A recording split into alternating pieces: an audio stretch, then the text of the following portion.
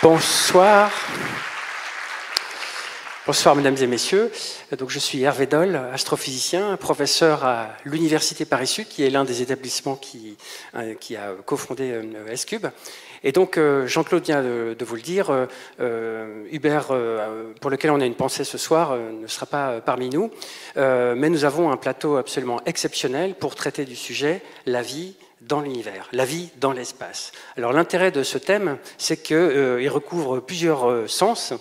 Il recouvre le sens de l'homme dans l'espace, de la recherche de la vie sur les planètes du système solaire ou les corps du système solaire ou sur d'autres planètes que l'on appelle les exoplanètes.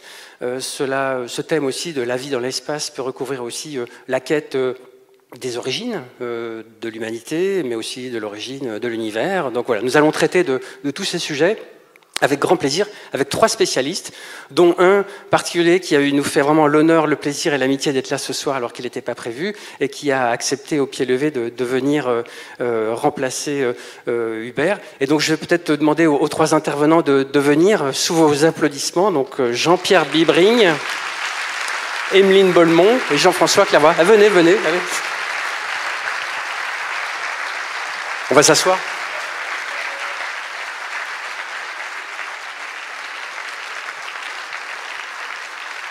Installez-vous comme vous voulez. Il y a un micro pour chacun. Alors, ça va se passer en plusieurs phases. Tout d'abord, dès que vous avez une question, il faut que vous trouviez un téléphone. Donc, si vous êtes un enfant, vous ruez sur le téléphone de votre parent ou de l'adulte qui est à côté de vous et vous appelez... Ah. Donc, enfin, il y avait un numéro... je vous explique le principe, peut-être qu'on reviendra tout à l'heure. Si Vanessa peut nous remettre le numéro, Vanessa est derrière et nous aide, avec Florian et Élise. Il y a un numéro qui est non surtaxé, parce que c'est le portable de Florian, et on vous suggère... Le pauvre, il va avoir plus de batterie ni de mémoire, mais on verra, c'est un test. On vous suggère d'envoyer... Merci Jean-Pierre. Si vous avez une question, parce qu'on espère que vous en aurez, et l'idée c'est d'interagir avec vous, mais le contexte particulier et extraordinaire de cette grande salle fait que ça ne va pas être facile de passer un micro, donc on ne va pas faire ça. Donc vous envoyez un SMS avec votre question, mais surtout avec votre âge et votre prénom, parce qu'on va essayer de mixer des questions des plus jeunes et des plus anciens pour que tout le monde puisse avoir... Voilà, merci. Donc, le numéro 07, etc., vous permettra d'envoyer des questions. Et puis, régulièrement, Florian viendra me donner une partie de vos questions. Alors, peut-être qu'on ne pourra pas répondre à toutes, mais ils essaieront de classer les questions. Voilà, ça, c'est pour vous permettre de participer, parce que vous savez que la science est un travail d'équipe et permet de participer. Merci Jean-Pierre. Et donc, on souhaite que vous soyez acteurs de cette soirée. Ensuite, je vais vous présenter les 3 intervenants exceptionnels de ce soir. Et ensuite, ils vont passer chacun quelques minutes à présenter quelques images et exposer leur vision de cette thématique de ce soir, qui est la vie dans l'espace.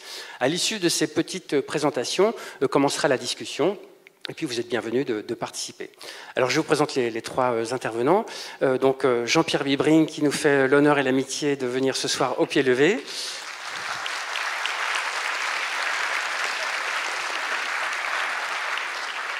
Alors Jean-Pierre est astrophysicien, professeur à l'Université Paris-Sud, et en particulier, il est responsable scientifique de missions spatiales absolument extraordinaires dont vous avez certainement entendu parler.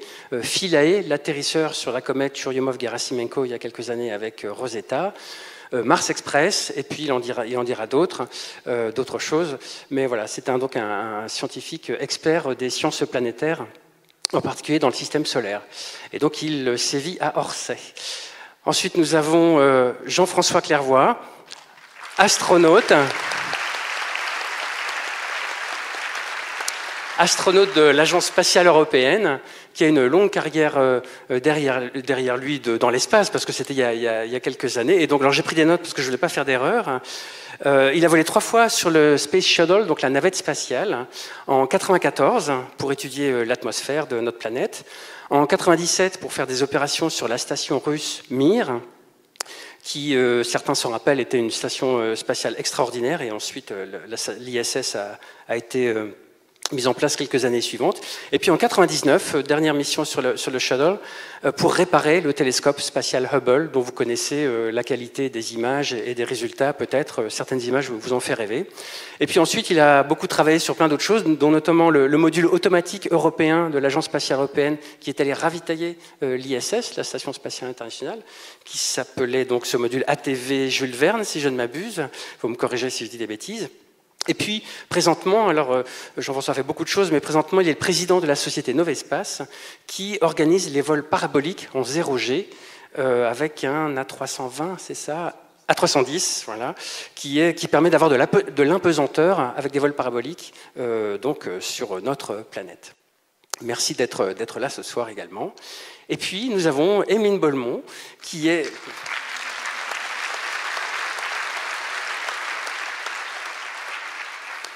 une chercheuse. Donc vous voyez que la science n'est pas faite que pour les hommes.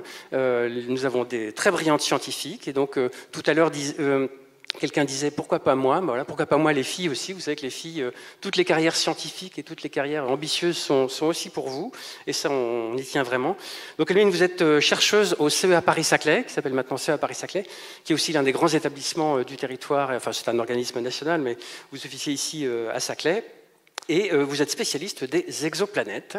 Vous avez participé notamment aux découvertes d'exoplanètes qui vont défrayer la chronique récemment, Kepler 186 et TRAPPIST 1, dont vous nous reparlerez. Et puis vous étudiez l'évolution des orbites des planètes autour des petites étoiles et de leur habitabilité. Après cette introduction, je vous propose que chacun parle un petit peu de son sujet et puis la discussion s'engagera, si vous le voulez bien. Nous avions prévu de commencer par Jean-Pierre. Est-ce que Vanessa, tu peux nous mettre les slides de Jean-Pierre? Voilà, Jean-Pierre, tu as la parole.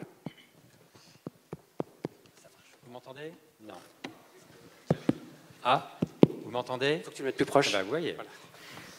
Je me permets de me lever, ce qui m'écarte un petit peu des projecteurs. Bonjour, merci beaucoup d'avoir accepté que je remplace Hubert Reeves, dont je peux vous dire effectivement qu'il aurait adoré être là. Il a un problème de santé ponctuel, je vais dire. Il va se faire opérer la semaine prochaine et il souffre énormément. Voilà, il n'a pas pu venir. Il aurait été très heureux d'être là ce soir. Alors, à la place, si je puis dire, vous allez entendre parler du système solaire. Lui, il travaille plutôt sur la cosmologie, comme vous le savez. Moi, j'ai la chance de participer à une partie de l'astrophysique spatiale qui consiste à fabriquer des instruments pour aller voir les autres mondes planétaires. Et je crois vraiment que l'exploration spatiale du système solaire... Tu crois? Il est habitué aux grandes distances. L'ère spatiale, c'est quelque chose d'assez récent puisque ça a démarré il y a 60 ans. On a fêté il y a quelques semaines les 60 ans du Spoutnik, cette sonde soviétique qui a fait pour la première fois la démonstration qu'on pouvait envoyer des objets qui tournaient en permanence dans l'espace. Et quelques mois après, il y a même une première sonde qui a quitté l'attraction terrestre pour aller visiter les autres mondes planétaires. Et c'était la première qui a initié les voyages interplanétaires. On ne prend pas la mesure de ce que ces voyages ont donné. Ça a donné du système solaire une vision totalement différente de celle que l'on avait avant par les seules observations télescopiques. Et je suis personnellement convaincu que la vision nouvelle que l'on a, en particulier de ce qu'est la Terre et de la vie qu'elle porte, a été profondément chamboulée. C'est une véritable révolution au sens premier du terme. Révolution, non pas dans le sens... J'aime pas le mot révolution, en sens où une révolution, c'est qu'on vient au point de départ. En principe, une révolution ne devrait pas revenir au point de départ. Mais enfin, pour ce qui est des découvertes liées à l'exploration du système solaire, et je vais essayer de vous le dire en quelques mots seulement, la vision que l'on a de grandes questions sur l'évolution, sur la question de savoir justement est-ce qu'il y a de la vie ailleurs, l'unicité ou pas de la Terre dans l'espace, ont été totalement chamboulées. Et d'ailleurs, ce que j'aimerais, c'est vous demander d'abord qui pense qu'il y a de la vie ailleurs que sur Terre dans l'espace. Levez la main juste, ceux qui le pensent. Alors on va oublier ça. Qui pense qu'il n'y en a pas ailleurs? D'accord, une petite dizaine. Si je fais ça, c'est pour essayer de... Je reposerai la même question à la fin. Et mon espoir, quelque part, c'est que les mains, non pas s'inversent, je ne suis pas utopique à ce point, mais que cette question de savoir s'il y a de la vie ailleurs, qui a été d'ordre dogmatique jusqu'à présent. Vous savez, il n'y a aucune observation qui dit qu'il y a de la vie ailleurs, de même qu'il n'y a aucune observation qui dit qu'il n'y a pas de vie ailleurs. Qu'est-ce qui fait que l'on pense qu'il y a de la vie ailleurs ou pas? C'est un dogme essentiellement, c'est une conviction profonde que l'on a, mais qui est donnée, c'est une pesanteur idéologique qui a été construite au cours du temps. Qu'est-ce qui vous fait dire qu'il y a ou qu'il n'y a pas de la vie ailleurs? Et ce que je vais essayer de vous montrer, c'est que l'idée que l'on se fait aujourd'hui de la vie ailleurs commence à rentrer dans l'ère scientifique, c'est-à-dire qu'on commence à avoir une approche qui nous permet de répondre à certaines des questions. Je vais vous donner quelques pistes de mon point de vue qui sont en train de sortir actuellement. Et je pense que quand on met bout à bout toutes ces pistes, on arrive à l'idée que la vie ailleurs, c'est pas aussi sûr que l'on pense et c'est pas aussi simple que l'on pense. Alors la première image que vous avez là, c'est une image où vous connaissez a priori tous les objets qui sont là. C'est quelques objets du système solaire, la Terre, Mars, Vénus, la Lune. La première chose à réaliser, c'est que aucune de ces images-là n'était connue il y a 20, 30, 40, 50 ans. C'est des observations récentes. Mais très rapidement, et ça c'est une chose absolument remarquable, très rapidement, elles passent dans le patrimoine commun. On sait que la Terre est ronde, on ne démontre pas que la Terre est ronde. Il n'y a pas si longtemps que ça. La première fois où l'homme a pu voir la Terre comme une boule qui flotte devant lui, c'était en 1968, décembre 68, quand la première fois des gens ont quitté suffisamment la Terre pour la voir projetée devant eux. Ils allaient sur la Lune, cela. C'était le programme Apollo et Apollo 8, décembre 68. Et progressivement, comme ça, on s'est aperçu que les mondes planétaires, parce qu'on a été capable de les voir, sont très différents de ce qu'on imaginait. L'image suivante, si je peux la voir, alors peut-être que je peux la passer directement. Et voilà. Cette image-là, je l'aime beaucoup parce qu'elle représente, à l'échelle relative, mais pas à la bonne position, bien sûr, Jupiter, vous avez là-haut, et les 4 satellites qui ont été découverts par Galilée en 1610. Galilée, en 1610, s'est aperçu qu'autour de Jupiter, il y avait 4 petits points qui tournaient. Et pour la première fois qu'on a été les voir de près, c'était à la fin des années 70, au début des années 80, lorsque la mission Voyager de la NASA est passée tout près pour faire un survol rapproché avant d'aller vers Saturne et son satellite Titan. Et ce qui a été extraordinaire, c'est que jusqu'à cette observation-là, on ne savait à peu près rien d'autre de ces objets-là que ce que Galilée nous en avait découvert, si je puis dire, montré. C'est-à-dire à peu près rien. On savait qu'ils existaient, mais on ne savait pas de quoi ils étaient faits. Et voilà tout d'un coup que cette sonde révèle 4 objets qui ont à peu près la même taille, ceux de nos planètes à nous, typiquement, plus grands que la Lune, un peu moins que la Terre, mais c'est la même chose. 4 objets qui sont situés au même point de l'univers, formés au même moment, il y a 4,6 milliards d'années, d'un même matériau. Et quand on les observe aujourd'hui, il n'y a pas 4 objets plus différents que cela. Celui à droite qui s'appelle Io, c'est l'objet le plus volcanique du système solaire. Chaque point à la surface est recouvert par de la lave à l'échelle de quelques milliers d'années. De l'autre côté, en haut, c'est Callisto. Si je vous donnais une image agrandie, vous ne sauriez pas si c'est la Lune ou Mercure, tellement c'est bourré de cratères d'impact. Celui-ci, au milieu, c'est Europe. Il n'y a pas un seul cratère d'impact, c'est que de la glace lisse avec des crevasses. Et Ganymède, celui-ci, c'est un mélange. Qu'est-ce qui fait que 4 objets, qui ont vraiment des communautés d'origine si grandes, se retrouvent, au bout d'un certain temps, 4 milliards d'années plus tard, dans un tel état de diversité? Et si je dis ça, c'est parce que cette idée-là de la diversité est en train de chambouler totalement notre représentation. Pendant 4 siècles, l'idée dominante a été celle de la pluralité des mondes. Pourquoi? Parce que Copernic, puis Giordano Bruno, puis Galilée, puis etc. ont construit cette idée qu'à toute échelle, les mêmes lois opèrent. Vous savez, la gravité universelle de Newton que chacun a apprise, etc. Et donc c'est vrai, à chaque échelle, 4 lois suffisent à expliquer tout ce qui se passe. Il y a toujours eu l'idée que les mêmes causes produisant les mêmes effets, on doit trouver partout la même chose. Et donc la Terre n'a rien d'unique, c'est une planète banale. Et comme il y a des milliards de planètes dans l'univers, on le pensait, et maintenant c'est démontré quelque part, par le fait qu'on a pu observer qu'autour de la plupart des étoiles, il y a des planètes qui tournent, eh bien cette idée de banalité de planètes comme objet, c'est vraiment ancré. Avec cette idée que s'il y a des planètes partout, il y a forcément des terres partout, parce que la Terre n'a rien d'unique, ce n'est rien d'autre que cela. Eh bien, ce que montre cette image maintenant, ce que l'on voit en tout cas sur cette image, c'est quelque chose de très différent de ce qu'on voyait il y a 20-30 ans de cette même image. Ce qui frappe maintenant, ce n'est pas que cette planète est comme les autres, c'est que rien de cette planète ne ressemble à ce qu'on a vu ailleurs. Ce qui frappe aujourd'hui, c'est la diversité de tous les chemins d'évolution qui ont conduit à ce que la Terre est la Terre, qu'on est là aujourd'hui pour en parler, alors que Mars est différent, que Vénus est différent, etc. Alors qu'on part d'un même point en principe, un même nuage qui se contracte et qui va donner cela. Quels sont les moteurs de l'évolution planétaire qui donnent des chemins d'évolution tellement différents. Ce n'est pas que la Terre est différente des autres qui seraient toutes les mêmes, c'est que chacun a un chemin d'évolution différent. Et bien sûr, se pose la question à ce moment-là, dans ces chemins d'évolution, à quelle échelle est l'unicité de la Terre? Dans l'espace et dans le temps. Est-ce que dans le passé, il y a d'autres objets qui étaient comme la Terre? Et est-ce que dans l'univers, il y a d'autres objets comme la Terre? Eh bien, pour répondre à cette question, il faut d'abord comprendre ce que sont les processus qui ont jalonné l'histoire de la Terre et qui ont fait qu'on est là aujourd'hui pour en parler. Et maintenant qu'on rentre dans cela, qu'on commence à avoir des outils pour comprendre ce qui a fait que la Terre a eu cette dimension, ces propriétés, de l'eau stable à l'état liquide, et puis de la chimie qui a donné du vivant à un moment donné, qui a évolué jusqu'au vivant qu'on connaît aujourd'hui, on s'aperçoit que les conditions qui ont été requises ne dépendent pas tant des lois qui, elles, sont générales, mais de ce qu'il y a de très contingent, de très lié à l'environnement. Exactement comme le darwinisme a montré que le contingent l'emporte dans l'évolution, eh bien c'est vrai à toute échelle et c'est vrai en particulier pour l'évolution planétaire. Et bien sûr, la question qui se pose après, c'est est-ce que le monde vivant, lui aussi, est à ce point dépendant des conditions très particulières qui ont vu un nuage particulier s'effondrer pour donner naissance à une étoile qui est devenue le Soleil et des planètes, et ensuite à certains des ingrédients initiaux donner naissance à la vie sur Terre. J'ai évidemment pas le temps ici de vous donner quelques-uns de ces exemples de ce qui a fait que la Terre a eu un chemin tellement particulier d'évolution.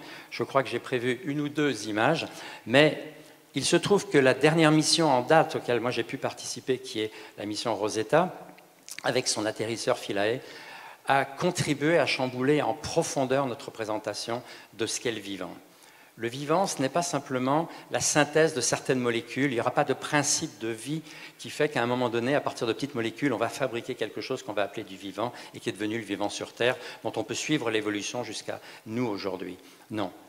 Il s'avère que dans cette comète, et en particulier cette image qu'on a fabriquée de ce qu'il y a de plus primitif dans le système solaire, c'est le matériau réellement effondré dans ce disque primordial qui s'est regroupé à un moment donné. Un noyau cométaire, ce n'est pas de la glace comme les gens l'ont pensé. Ce sont des grains carbonés, des grains complexes, bien sûr qui ont piégé aussi de la glace, mais qui ont dedans tous les ingrédients nécessaires pour qu'ensuite, mis dans un bon environnement, ils aient pu donner naissance à des structures vivantes. Le vivant, ce n'est pas la synthèse de molécules, c'est un processus qui fait que ce matériau-là peut donner naissance à des structures vivantes à condition de tomber dans de l'eau à la bonne température, à la bonne acidité, avec les bons cations, avec les bons grains autocatalytiques, etc. Et donc, maintenant qu'on reconstitue tout cela, on s'aperçoit qu'à toute échelle, ce qu'il importe et ce qu'il emporte, ce n'est pas tant les lois qui sont générales, c'est l'environnement particulier, les formes particulières que chaque événement va prendre, chaque processus va prendre, qui va conduire à une évolution particulière. Et on sait qu'à la fin de l'accrétion de nos planètes, j'ai pris les 4 planètes internes, il y avait un problème toujours. Comment se fait-il que ce matériau-là, qui s'est accrété très près du Soleil, dans un matériau où il n'y avait pas de glace, tellement il faisait chaud, il est donné naissance après à cela, c'est-à-dire à de l'eau à la surface de la Terre. J'ai bien sûr pas le temps de vous raconter l'histoire telle qu'on se la raconte maintenant, mais l'idée c'est que très tôt dans l'histoire, pendant la croissance des objets planétaires, il y a des objets comme la comète qu'on a visitée qui sont rentrés, qui sont associés aux matériaux et qui étaient à l'intérieur de ces mondes planétaires. Mais ça ne donne pas de l'eau en surface. Comment l'eau est arrivée en surface de la Terre? Eh bien, c'est le résultat d'un processus très particulier qui s'est passé très tôt dans l'histoire. C'est que parmi tous ces objets, il y en avait une cinquantaine qui gravitaient autour du Soleil. Il y a eu des chocs très violents. On appelle ça des impacts géants parce que la Terre en particulier a été choquée par un objet qui avait une masse au moins supérieure au 10e de sa propre masse, plus gros que Mars aujourd'hui. Mais la géométrie très particulière de cet impact a fait l'évolution suivante. Si le choc avait été frontal, les deux auraient disparu, on ne serait pas là aujourd'hui pour en parler. Si le choc avait été très rasant, on ne serait pas là non plus parce que tous les débris seraient partis. Il se trouve que la géométrie très particulière de ce choc a fait d'abord qu'une partie du matériau a été éjectée autour de la Terre. Il y a eu un disque comme ça dans lequel s'est réaccrétée la Lune.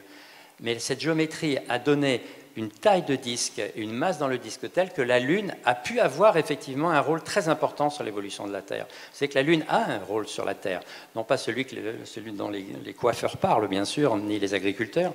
Non, le rôle majeur, c'est que la Lune a stabilisé cet axe très particulier qui est l'axe autour duquel la Terre tourne en 24 heures. Cet axe de 23 degrés, cet angle de 23 degrés qui est la latitude des tropiques. Pourquoi c'est 23 degrés et pas plus ou pas moins? Et pourquoi cet axe ne bouge pas? Eh bien cet axe ne bouge pas parce que la Lune existe. Et il aurait suffi que la Lune soit un peu plus petite, un peu plus grosse, on n'aurait pas du tout le même climat. Les océans terrestres n'auraient pas été pérennes. Il se trouve que l'existence de la Lune a fait que cet axe est resté stable à cette valeur-là, à 1 degré près, sur plus de 4,5 milliards d'années. Ce qui veut dire que les océans terrestres sont nés très tôt dans l'histoire de la Terre et sont restés pérennes jusqu'à aujourd'hui. Tous les autres mondes planétaires qui ont eu aussi des impacts n'ont jamais eu la capacité, si je puis dire, d'avoir une planète stabilisatrice comme la Terre. C'est une des spécificités de la Terre. On pourrait comme ça en additionner énormément. Et quand on met bout à bout toutes ces spécificités-là, on s'aperçoit non pas qu'il y a eu un grand dessein avec quelqu'un qui a voulu qu'aujourd'hui on soit là, bien sûr, non, c'est que dans la diversité des possibles, eh bien, nous sommes sur l'un d'entre eux, et Mars est sur un autre, et les autres objets planétaires sont sur d'autres chemins. Et plus beau encore, je trouve, et je vais terminer là-dessus, parce que je sais qu'après on va en parler à fond, c'est que le spatial nous a donné une chose incroyable, c'est que nous sommes sur un monde planétaire, on extrapolait aux autres ce que l'on croyait être la loi partout, puis on s'aperçoit que ce n'est pas du tout comme ça. On a accès maintenant par le spatial aux autres mondes planétaires, et tout d'un coup, ce qui se révèle, c'est la diversité des mondes planétaires. Mais vous savez maintenant que depuis une vingtaine d'années, on peut faire la même chose au niveau non plus des planètes dans notre système, mais des systèmes entre eux. Vous savez que la question de savoir s'il y a des planètes autour des autres étoiles, et Emeline vous le dira mieux que moi, c'est une question ancestrale. Il y a depuis l'Antiquité des gens qui ont proposé cela. La grande découverte il y a 20 ans, ce n'est pas simplement la confirmation que les gens qui ont proposé ça avaient raison. C'est très important en soi, bien sûr, de confirmer par une observation, une prédiction. Mais il y a plus important que ça, de mon point de vue. De mon point de vue, le plus important, c'est que justement, maintenant qu'on a la capacité d'aller voir les autres mondes stellaires, exactement comme avec le spatial, on peut aller voir les autres mondes planétaires dans notre propre système. Maintenant qu'on peut aller voir les autres systèmes stellaires, on s'aperçoit bien sûr qu'ils existent, mais que le même degré de diversité existe. Il n'y en a pas deux qui se ressemblent. Et qu'il n'y en a surtout aucun qui ressemble à ce que l'on croyait être la manière normale de fabriquer des planètes internes, externes, etc. Bien sûr, à nouveau, je n'ai pas le temps d'en parler, mais cette diversité se trouve à toute échelle. Et la diversité des possibles dans les chemins d'évolution est la marque réellement de l'évolution au sens large. Donc c'est le concept même d'évolution qu'il faut remettre en cause actuellement. Ce sont effectivement des paradigmes fondamentaux qui changent. Nous tous ici, on a grandi avec l'idée que l'évolution, c'est du simple vers le complexe, et qu'avec des particules simples, on fait des atomes, puis des molécules organiques, et le vivant est un passage inéluctable de cette évolution. Et en général, on met le cerveau humain en haut de ça, et en principe, c'est le cerveau de celui qui écrit le livre qui est en haut de la pyramide. Il faut qu'on abandonne ce genre de...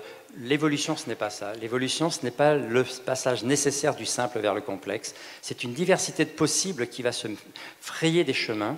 Et dans cette diversité, bien sûr, la question est de savoir, est-ce que le vivant fait aussi partie des chemins inéluctables ou est-ce qu'il est contingent? Bien sûr, on n'a pas la réponse à cette question, c'est pour ça qu'on est là ce soir et qu'on va continuer le débat. Mais l'important, c'est que maintenant, on s'est donné les moyens d'aller voir si effectivement la question se pose ailleurs. Je participe moi-même à l'exploration de Mars.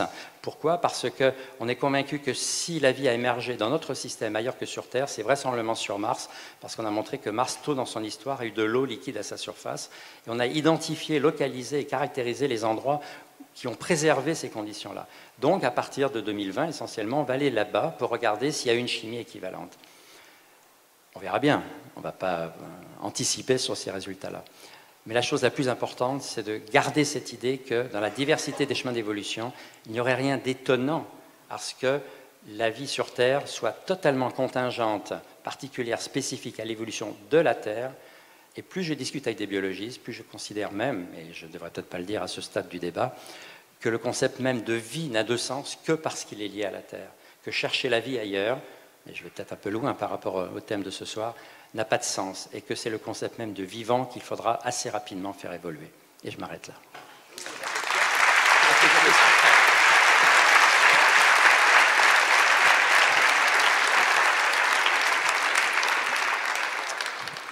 J'adore parce que j'apprends à chaque fois avec Jean-Pierre.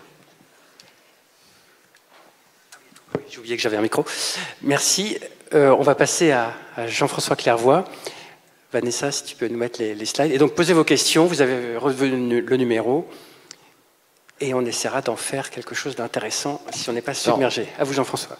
Mon rôle ce soir, en une dizaine de minutes, c'est de vous présenter rapidement ce qu'est le métier d'astronaute, quels sont les défis. Alors, ce qu'il faut retenir, c'est que le métier d'astronaute, c'est un métier d'opérateur. Notre boulot, c'est d'apprendre Comment fonctionnent des machines complexes que sont nos vaisseaux? Savoir faire face à des pannes. Comme quand vous mettez en marche une machine à laver, vous conduisez une voiture, vous êtes opérateur. C'est principalement notre job. Nous ne faisons pas de recherche scientifique. Nous activons du matériel scientifique pour le compte des chercheurs qui sont sur Terre, qui reçoivent les données, qui les analysent. Voilà, le métier d'astronaute, c'est un métier d'opérateur.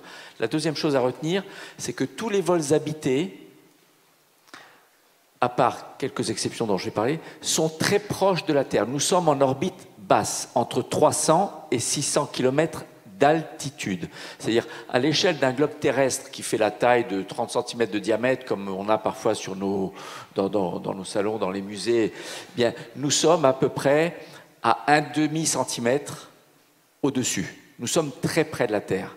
Bon, il y a 24 humains américains qui sont allés 1000 fois plus loin, puisqu'ils ont tourné autour de la Lune. C'était dans les années 60 et début 70. Et en fait, la dernière chose à retenir, c'est sur l'apesanteur. Il y a une idée reçue que l'apesanteur est créée par le vide. Donc, il suffirait de faire une chambre à vide ici et on serait tous en apesanteur. Donc, ce n'est pas le cas. Ou alors, c'est parce qu'on est loin de la Terre, alors elle ne nous attire plus. Alors, ce n'est pas le cas non plus. Lorsqu'une fusée nous largue à l'horizontale à 28 000 km/h, à l'horizontale, dans l'espace, après le lancement, si la Terre ne nous attirait plus, on partira en ligne droite à l'infini. La raison pour laquelle on tourne, c'est parce qu'elle nous attire, comme la Lune d'ailleurs. La Lune, elle tombe sur la Terre, mais sans jamais la rencontrer parce qu'elle a une vitesse suffisante horizontale. Voilà. Donc si vous retenez déjà ça, l'apesanteur, c'est un état de chute libre, c'est quand on tombe sans jamais rencontrer d'obstacle. Les astronautes sont des opérateurs et ça se passe très près de la Terre. Et j'espère, dans un avenir pas trop lointain, on repartira assez loin. Donc ça, ce sont mes 3 vols, donc étude de l'atmosphère, ravitaillement de la station russe et réparation du télescope Hubble. J'ai pris cette photo le jour de Noël, après l'avoir largué et après la réparation. Alors, bon, les astronautes, on ne devient pas astronaute par hasard. On devient astronaute parce qu'on l'a voulu. On ne vient pas vous chercher. Tous les astronautes ont candidaté. Alors, il faut vraiment en avoir envie et avoir un peu le goût de l'aventure. Vous avez ici Jack Schmitt, qui est pris en photo par son commandant de bord, Gene Cernan. Ils sont à une dizaine de kilomètres du module lunaire qui est derrière la colline. Donc, vous avez intérêt à avoir confiance dans le scaphandre, en vous-même, et être convaincu que vous allez y arriver et réussir. Il faut accepter le risque parce que pour accéder à cette vitesse horizontale de 28 000 km/h qui nous fait tomber en manquant la Terre en permanence, c'est-à-dire on tombe sans jamais rencontrer la Terre, il faut des fusées qui poussent très fort et très vite, puisqu'en moins de 9 minutes, depuis le pas de tir jusqu'à l'insertion sur orbite, on a le lancement. Une fusée, c'est comme tenir en équilibre un crayon sur le bout de votre doigt et l'accélérer violemment vers le haut en tenant l'équilibre. Sauf que la fusée, ça pèse 1000 tonnes, 2000 tonnes dans le cas de la navette ou de Saturne V, et que les moteurs poussent très fort. Donc la puissance développée par les moteurs, c'est de l'ordre de 45 gigawatts. Avec 45 gigawatts, si on pouvait convertir en électricité, ce qui n'est pas faisable en pratique, mais en théorie, on pourrait satisfaire la demande de la France entière en électricité, typiquement au mois de septembre. Là, maintenant, les gens commencent à mettre leur chauffage électrique dans le nord, donc on consomme un peu plus. Mais c'est une énergie colossale. C'est de là que vient le risque. On essaie de faire tout ce qu'il faut, mais on a perdu malheureusement 4 équipages dans l'espace. Enfin, pas dans l'espace, pas en orbite, c'est dans l'atmosphère. On n'a jamais perdu d'astronautes dans l'espace. On a toujours sauvé les situations presque catastrophiques. Bon, les sensations, je vais résumer là. Hein, c'est le coup de pied aux fesses au décollage, c'est l'apesanteur, c'est le ciel noir en plein jour. Si un jour vous voyez le ciel noir, alors vous êtes du côté de la Terre où il y a le soleil, vous voyez le soleil là et le reste est noir, c'est que vous êtes dans l'espace. Hein. Sinon, le ciel est bleu ou blanc ou gris. Et la sensation la plus frappante pour tous les astronautes, qu'on appelle l'overview effect, c'est la vue de la Terre, parce que le regard porte à 2500 km à la ronde. Le contenu change très vite, puisqu'à 28 000 km/h, on fait le tour du monde en 1h30, donc on fait 16 tours du monde par jour, et en plus c'est beau.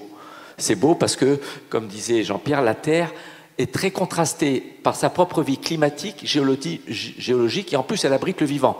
Et tout ça combiné, ça fait qu'on passe en quelques minutes des atolls turquoises de Polynésie, aux glaciers de l'Alaska, aux forêts tropicales, au désert. Et c'est vraiment très émouvant. Les défis techniques, eh bien, c'est qu'on n'a pas droit à l'erreur. Il y a certaines tâches. Le rendez-vous spatial, on décolle pour rejoindre un objet qui est déjà à 28 000 km/h en orbite terrestre. Donc c'est arrivé il y a longtemps que les astronautes loupent le rendez-vous. Parce que si vous donnez un tout petit peu de vitesse en trop ou pas assez, ou dans la mauvaise direction à quelques degrés près, c'est foutu, il faut revenir sur Terre. Donc il faut qu'on soit très professionnel, qu'on soit très bon dans ce qu'on fait, et on est obligé, et on s'entraîne pour ça. Bon, les défis logistiques, c'est parce qu'on manipule plusieurs centaines d'objets par jour. Donc si vous n'êtes pas organisé, vous perdez beaucoup d'objets. Dans Mir, on a perdu beaucoup d'objets. Maintenant, dans la station spatiale, on impose le Inventory Management System. C'est des codes barres, comme dans les magasins. Et donc tous les astronautes lisent le code barre de tous leurs outils, du placard où ils l'ont enlevé, pour que dans la base de données, on sache où se trouvent les outils. Alors, hop. Bon, les défis physiologiques, c'est simplement parce qu'on devient extraterrestre dans l'espace. On subit des changements du système digestif, urinaire, musculaire, osseux, cardiovasculaire, visuel, immunitaire, vestibulaire. Par chance, ça fait pas mal, mais on devient de véritables êtres extraterrestres. Les défis psychologiques, c'est le fait qu'on est confiné dans un petit volume, isolé, loin de tout le monde pouvant nous aider, et en plus avec la sensation qu'on a intérêt à faire confiance au matériel. Donc on gère les défis psychologiques de deux façons. C'est lors de la sélection, on vérifie que les candidats ne sont pas claustrophobes, ne sont pas des gens qui paniquent facilement et restent stables, même en conditions stressantes. Et la deuxième chose, c'est qu'à l'entraînement, on pratique sans arrêt dans le simulateur des phases de vol dans lesquelles les instructeurs injectent des pannes. Et à la fin, on est Superman. Ils peuvent inventer le scénario qu'ils veulent avec la fuite de carburant, la fuite d'air, le feu à bord, le court-circuit, le manche de pilotage qui ne répond plus, et on trouve la solution. Voilà. Donc il faut s'entraîner et connaître par cœur les capacités de notre vaisseau. Bon, alors voilà le cockpit de la navette. Il y a 1000 interrupteurs dans le cockpit. La première fois, vous vous dites, j'y arriverai jamais. Mais quand on veut, on peut. Et je peux vous citer, même après 18 ans, après mon 3e vol spatial, je peux vous citer toujours le nom de chaque interrupteur et vous dire à quoi il sert. Voilà, je vous ai dit, c'est un job d'opérateur. Là, je suis aux commandes du bras robotique qui m'a permis de capturer Hubble. La vie à bord, c'est du camping. Vous vous demandez comment on vit à bord, c'est du camping. Quand on regarde la Terre, on ne peut pas s'empêcher de la comparer à notre vaisseau spatial parce qu'on voit qu'elle est finie. Et on se dit, mais c'est un vaisseau spatial. Et nous sommes tous membres d'équipage, pas passagers qui attendent qu'on s'occupe de lui, mais membres d'équipage avec une responsabilité dans la conduite de ce vaisseau. Donc, qu'est-ce qu'il faut faire pour conduire ce vaisseau comme il faut? Il faut d'abord apprendre comment il fonctionne. Donc, c'est grâce à nos amis planétologues et à tous les satellites d'observation de la Terre qui observent les glaces, les forêts, les déserts, les nuages, les océans, qu'on apprend comment fonctionne ce système. Et puis, nous sommes dans l'espace les champions de l'anti-gaspillage et du recyclage, puisqu'on ne veut pas manquer de ressources avant la fin de la mission. Donc je peux vous dire qu'on ne consomme pas plus d'eau, d'électricité, d'oxygène que ce dont on a besoin, et on recycle le maximum. Aujourd'hui, enfin depuis déjà longtemps, dans la Station spatiale internationale, on recycle l'urine en eau potable. Et la partie de l'urine, à 80% à peu près, et la partie qu'on ne recycle pas, on l'électrolyse, on fait passer du courant électrique dedans, ça fabrique, ça produit de l'oxygène qu'on relâche dans la cabine pour le respirer. Et l'hydrogène, on le combine avec le gaz carbonique de l'expiration pour refabriquer de l'eau et du méthane. Bon, alors, on ne recycle pas encore les déchets solides, mais on essaie. On essaie avec des rats au sol pour le moment, mais ça viendra peut-être un jour dans l'espace. Voilà, le sens du devoir et la volonté de réussir. L'astronaute n'a pas envie de revenir et de dire « Ah ben ça, c'était trop difficile, je n'ai pas réussi ». Donc on a un sens de l'engagement qui est très fort, mais dans le milieu spatial en général, on est tous des passionnés, donc on est tous très engagés et on ne compte pas nos heures, etc., quand il faut pour réussir. L'avenir, c'est l'exploration. Aller là où on n'est jamais allé, pour voir ce qu'il y a, pour rendre compte et pour accroître nos connaissances. C'est exactement ce que font mes amis ici, Émilie et Jean-Pierre. Plus tard, exploiter peut-être les ressources extraterrestres. C'est encore lointain, mais le Luxembourg a mis de côté 200 millions de dollars 200 millions d'euros pour toute société qui vient s'y implanter pour développer le business d'exploitation de ressources extraterrestres. Et puis le tourisme spatial. Ah ben on a un petit film là peut-être. Voilà. Le tourisme spatial, c'est faire vivre l'expérience du vol spatial à des non-professionnels. Alors, comme on vous l'a dit tout à l'heure, je préside la société qui crée ces vols paraboliques. J'ai créé ça il y a 30 ans sur une Caravelle. Et donc, je suis détaché à mi-temps du corps actif des astronautes européens auprès de cette société pour vendre de la pesanteur à des scientifiques, à des touristes et même à des acteurs comme Tom Cruise qui est venu l'année dernière faire 4 vols pour 30 secondes dans un film. Et bien, c'est la fin. Voilà, ben, je vous remercie.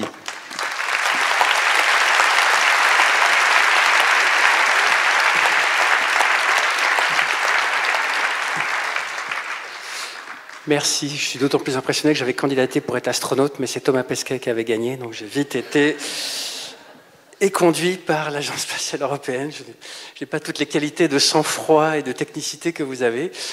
On va passer au monde plus lointain, avec Emeline Bolmont, qui va nous évoquer les exoplanètes, les mondes les plus lointains. Et puis un petit peu plus tard, on prendra vos questions. Si Florian m'entend, à l'issue de la petite introduction d'Emeline, j'aimerais voir les questions que peut-être vous avez envoyées, parce que je ne les ai pas encore. À vous, Emeline. Alors, merci à tous d'être là déjà, c'est très impressionnant et c'est difficile de parler après toi quand même, parce que tu nous as fait vraiment rêver. Alors effectivement, moi je vais vous emmener un petit peu plus loin, on va sortir du système solaire et on va aller autour d'autres étoiles que notre Soleil. Donc on va aller voir ce qu'on appelle les exoplanètes. Et, oula, ouais, je passe un peu n'importe comment. Oups, voilà. Et donc le mot-clé, Jean-Pierre l'a déjà dit, c'est vraiment la diversité. Donc ça fait maintenant, depuis 1995, qu'on observe des planètes autour d'autres étoiles que le Soleil. Et à ce jour, on en a découvert un peu plus de 3600. Donc on a vraiment énormément de planètes comme ça qu'on connaît maintenant. Et le mot-clé est vraiment la diversité. C'est-à-dire que de ces systèmes, il n'y en a pas un qui se ressemble. Et actuellement, on n'en a pas encore découvert un qui ressemblerait à notre propre système solaire. Ce qui nous fait un peu penser que finalement, le système solaire est pas si commun que ça. En fait, avant les découvertes d'exoplanètes, on pensait que toute formation planétaire allait former des systèmes du type du système solaire, donc avec des planètes telluriques comme Mercure, Vénus, la Terre et Mars, et ensuite des planètes géantes gazeuses. Et en fait, on s'est aperçu qu'on n'observait pas ça forcément. Et par exemple, une des choses qu'on a observées, c'est des planètes de la taille de Jupiter, mais qui, au lieu d'être à la distance de leur étoile, comme la distance entre Jupiter et le Soleil, se trouvaient beaucoup plus proches de leur étoile. Et donc ces objets-là, c'est ce qu'on appelle des Jupiter chauds. Donc c'est pas très inventif comme nom. Mais c'était très étonnant en fait d'observer ces planètes, parce que des planètes aussi grosses comme Jupiter, aussi proches de leur étoile, eh bien les scénarios de formation planétaire ne les expliquaient tout simplement pas. Donc la première exoplanète jamais détectée, c'était une planète comme ça, et ça a été vraiment une surprise totale d'observer ces objets-là.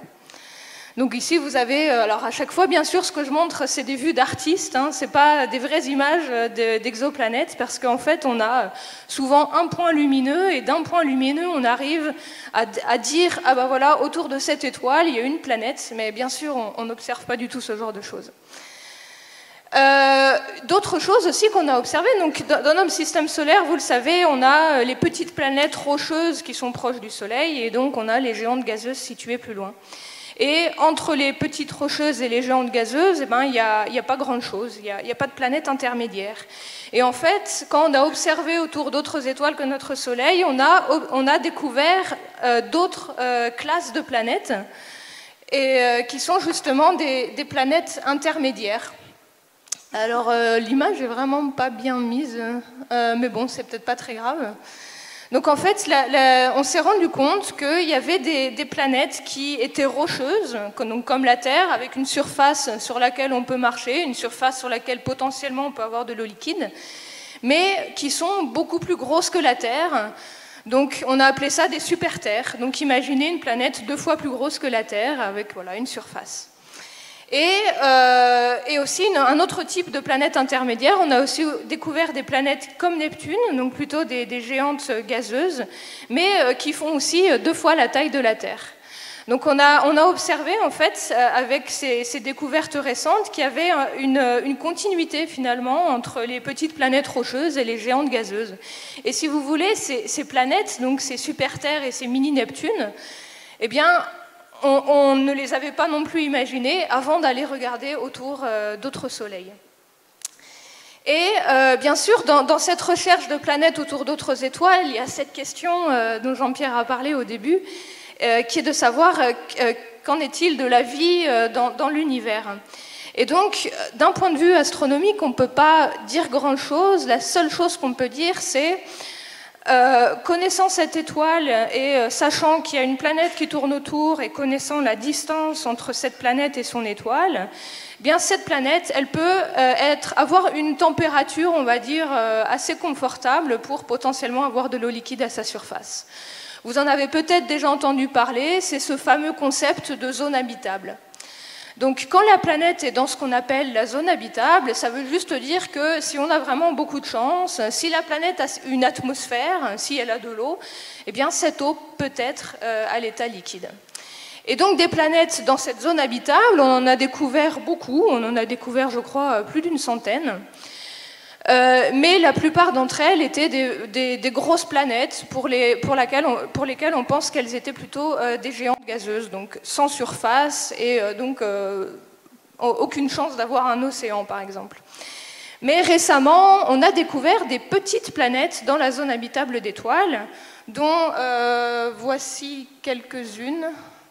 Alors, est-ce que c'est possible de mettre mes slides bien en plein écran, s'il vous plaît ? Mais alors, bon, je vais vous parler déjà de ce qu'il y a là. Ouais, c'est un PDF, mais... ouais. Bon, je vais quand même vous parler de ce qu'on voit là.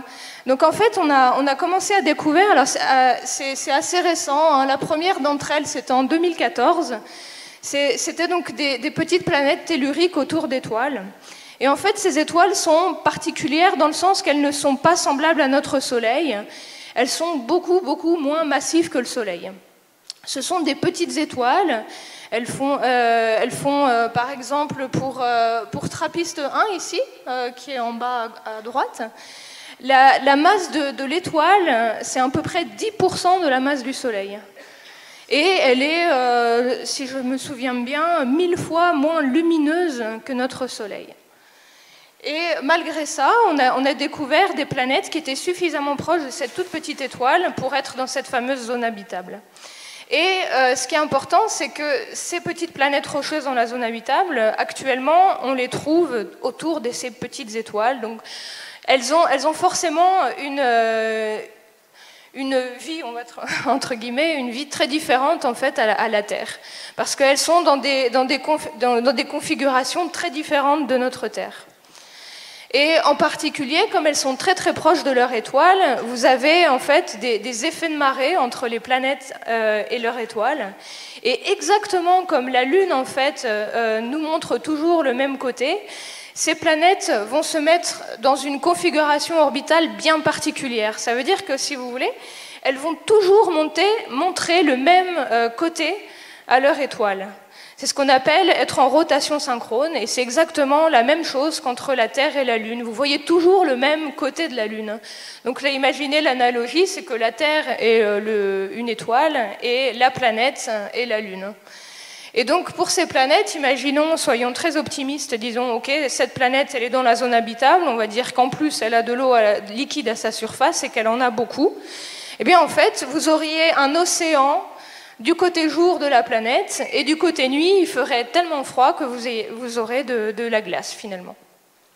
Donc ce sont des objets qui sont très, très, très exotiques.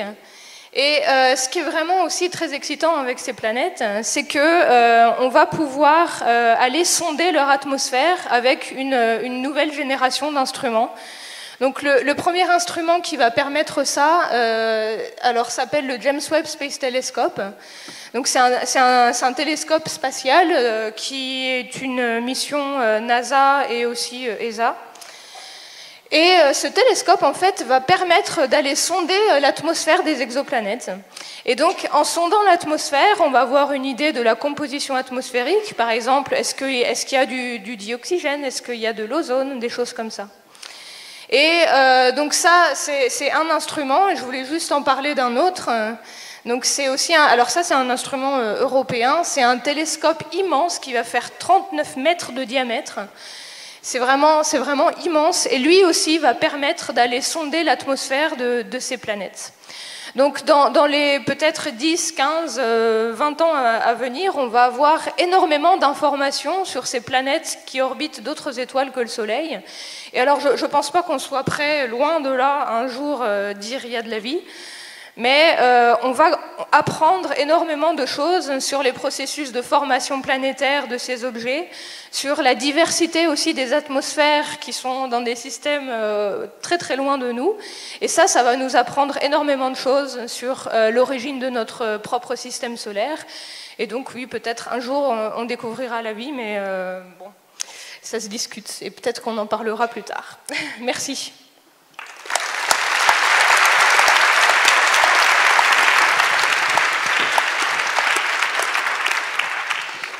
Merci pour cette belle introduction. Donc on me dit derrière que vous avez assailli nos intervenants de questions, et merci à vous.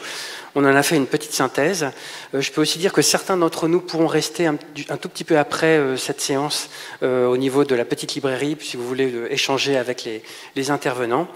Alors, de nombreuses questions. Avant de commencer avec ces nombreuses questions, je souhaiterais que vous m'évoquiez, avant d'aller dans le vif du sujet, qu'est-ce que pour vous la démarche scientifique? Parce qu'il y a plein de questions qui tournent autour des découvertes que l'on a fait ou que l'on va faire, etc. Comment vous expliqueriez à des enfants de 10 ans ce qu'est la démarche scientifique et quelles sont nos méthodes? Comment est-on sûr de ce que vous avancez ce soir? Voilà. Jean-Pierre?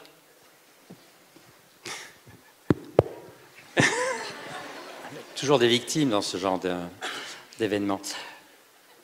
La démarche scientifique, elle s'oppose à la démarche, disons, dogmatique. La démarche dogmatique, c'est la démarche consistante à dire c'est comme ça parce que c'est comme ça, mais qu'il n'y a pas de moyen de vérifier, de valider. C'est comme ça parce que voilà. Mais il n'y a pas de moyen de savoir si cette hypothèse-là est juste ou pas. La démarche scientifique, à l'opposé, c'est une démarche qui va dire voilà, je fais une observation, je ne sais pas, le ciel est bleu, la terre est ronde, et voilà l'image que je me donne, une certaine vision, une certaine représentation. Mais cette représentation n'a de sens que si elle débouche sur une prédiction observationnelle. Si c'est comme ça, et si je vais faire telle ou telle observation, voilà ce que je devrais trouver. On fait la mesure, et cette mesure va vous dire si votre représentation était juste ou fausse. Et la démarche scientifique, c'est une démarche qui va avancer en permanence comme ça, avec des observations, des représentations, des prédictions, etc. Et en bouclant comme ça, on va confirmer ou infirmer une réalité. Donc ce qui va opposer fondamentalement la démarche scientifique à une démarche dogmatique, c'est cette capacité en permanence de valider les hypothèses par des observations. Et donc ça se décline dans certains domaines, par exemple, pourquoi on oppose toujours le monde de la religion au monde scientifique, c'est que le monde de la religion impose une certaine vision, la création, telle ou telle chose, mais qui n'est pas validable. Vous ne pouvez pas démontrer que telle ou telle chose écrite dans un texte théologique est vraie ou pas. La démarche scientifique, c'est une démarche qui en permanence va vous mettre dans l'exigence de vérifier par une observation.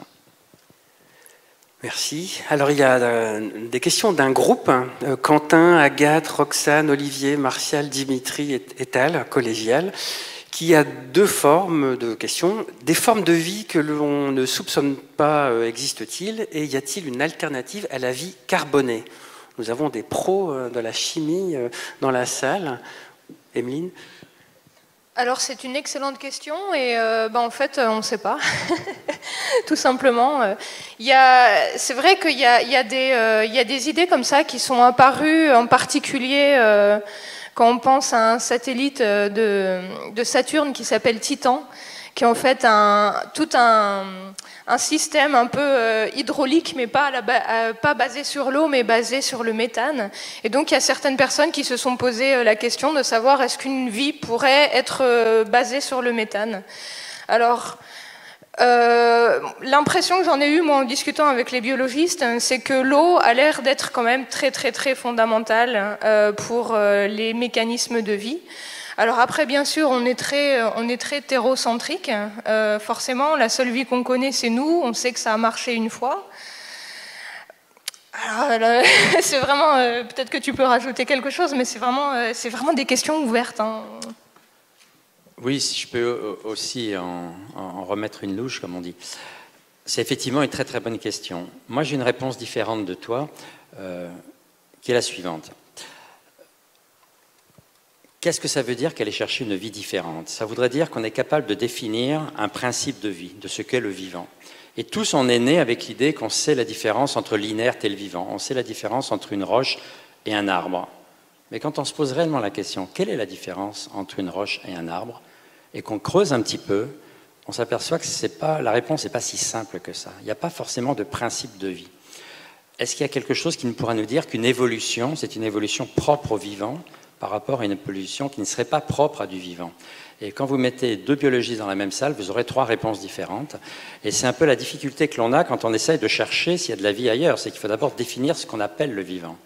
Et la question, elle revient à dire, voilà, supposons qu'il y ait un principe de vie, par exemple la reproduction, sexuée ou pas.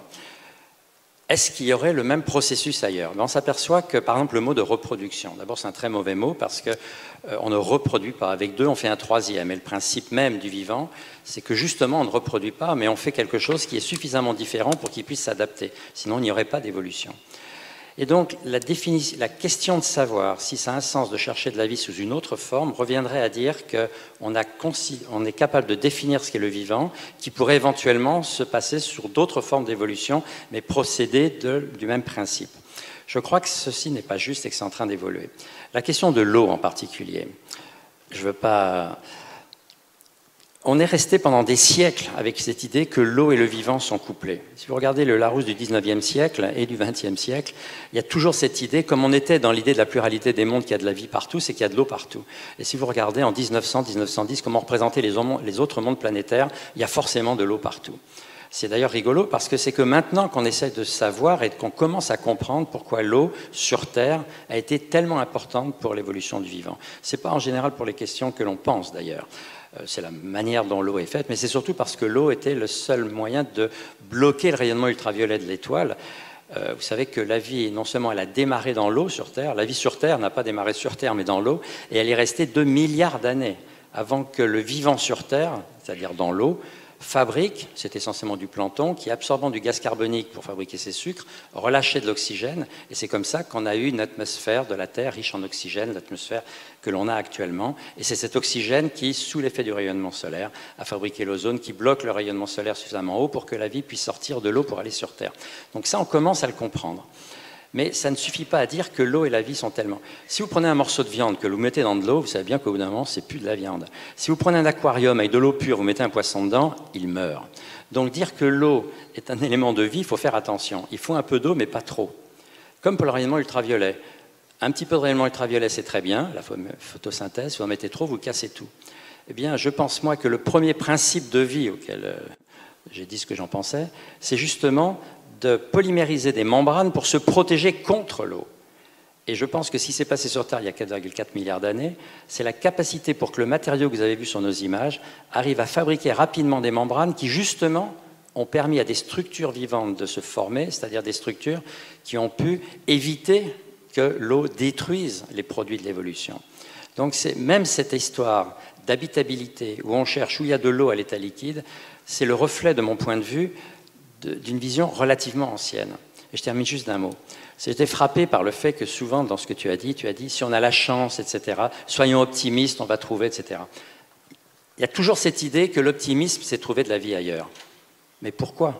Parce qu'on est encore trop accablé par ce fardeau idéologique qui fait qu'on pense que la vie est une propriété générique de l'univers, de l'évolution. Et à nouveau, on célèbre comme ça les gens qui... À l'issue au XVIe siècle, je pense à Giordano Bruno. Vous savez que Giordano Bruno, c'est un monsieur qui est né juste après la mort de Copernic. Copernic a publié son texte fondateur l'année de sa mort, tellement c'était hérétique de penser que la Terre est une planète banale. Giordano Bruno est né juste après, il était à Padoue, prêtre, Et il était très copernicien tout de suite, et il a été à un stade supérieur dans la compréhension de l'univers. Il a fait cette hypothèse absolument incroyable de dire tous les petits points que je vois, les étoiles sont des soleils. Et le soleil est une étoile, les étoiles sont des soleils. À l'époque, on pensait qu'il y avait une infinité d'étoiles, donc il y avait une infinité de soleils, et donc il a suivi Copernic en disant s'il y a une infinité de soleils, une infinité de terres. Il a repris le concept, en fait, de pluralité des mondes qu'Épicure, 2000 ans avant, avait proposé. C'était tellement hérétique qu'il s'est fait... bon, c'était horrible. Il a été finalement détruit de ses droits d'être prêtre. Il a été précepteur à Venise, dénoncé, en 1593 arrêté, 7 ans de procès, brûlé vif à Rome, le 17 février 1600, 33 ans avant le procès de Galilée, pour avoir dit ça. Si vous allez à Rome, allez sur le Campo dei Fiori, cette belle place où il y a le restaurant La Carbonara dans le dos. Au milieu, il y a la statue de Giordano Bruno. Les gens ne savent pas que c'était son bûcher. Donc vous voyez, c'est un véritable combat de sortir la Terre de son rôle central. Et la physique a construit cette idée qu'effectivement, ils avaient raison, il y a partout les mêmes lois, la Terre n'a rien de... Et donc on a été, nous-mêmes, pour de bonnes raisons quelque part, blindés par cette idée que la vie est une propriété générique de l'évolution, il y a de la vie partout, il y a des terres partout, etc. Je pense fondamentalement que c'est faux. Il y a des planètes partout, il y a une évolution partout, mais ce qui caractérise la Terre, ce n'est pas sa taille et la distance au Soleil, c'est beaucoup, beaucoup d'autres choses qui ont marqué son évolution.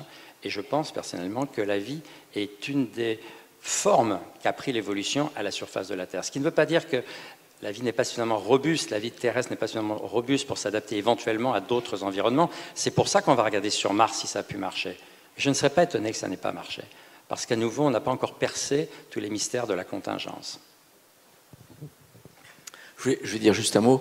Dans la Station spatiale internationale, on réalise des expériences d'exobiologie. L'exobiologie, c'est la science qui étudie l'origine du vivant, l'évolution du vivant, sa répartition éventuelle dans l'univers et la possibilité du vivant terrestre de s'adapter au milieu spatial. Alors quand je dis origine du vivant, évolution du vivant, on est bien d'accord, il n'y a pas de définition scientifique du vivant, on l'a bien compris, et ça c'est le premier problème. Mais on a trouvé des petits animaux sur Terre, tout petits, on appelle ça les tardigrades.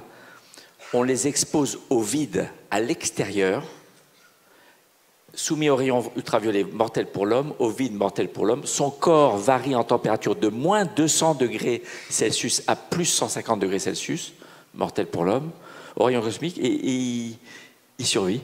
Enfin, il garde son ADN intact, il se met en mode latent, il se recroqueville, et puis il attend que l'eau revienne.